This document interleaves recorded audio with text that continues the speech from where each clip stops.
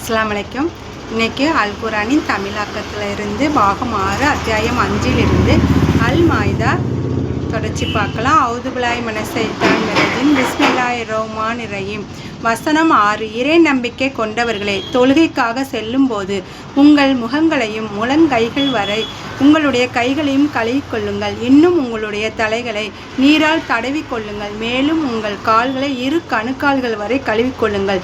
மேலும் நீங்கள் ஜுனுபாலிகளாக இருந்தால் குளித்து துப்புரவாகி விடுங்கள்.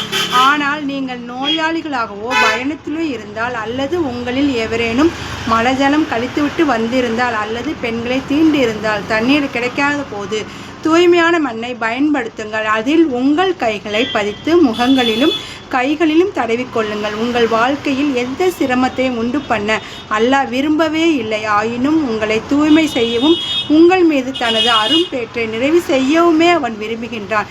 இதனால் நீங்கள் நன்றி செலுத்தக்கூடியவர்களாய் திகழக்கூடும். வசனம் 7-10. இன்னும் அல்லாஹ் உங்களுக்கு வழங்கிய அரும்பேற்றினை நினைத்து பாருங்கள். மேலும் உங்களிடமிருந்து அவன் பெற்றுக்கொண்ட உறுதிமொழியை மறந்து விடாதீர்கள். அப்பொழுது நீங்கள் செவியேற்றோம் கீழ்ப்படிந்தோம் என்று கூறியிருந்தீர்கள். எனவே அல்லாஹ்வுக்கு அஞ்சுங்கள். நிச்சயமாக அல்லாஹ் இதயங்கள் மறந்திருப்பவற்றை நன்கு அறிந்தவனாய் இருக்கின்றான்.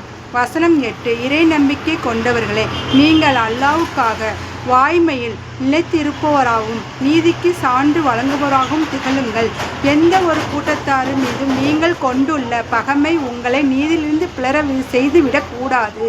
நீங்கள் நீதி செலுத்துங்கள். இதுவே இறை அச்சத்துக்கு மிக பொருத்தமானது. அல்லாஹ்வுக்கு அஞ்சி செயலாற்றுங்கள். நீங்கள் செய்பவற்றை முழுமையாக அல்லாஹ் அறிந்தவனாய் இருக்கின்றான். அஸ்ஸலாமு அலைக்கும்.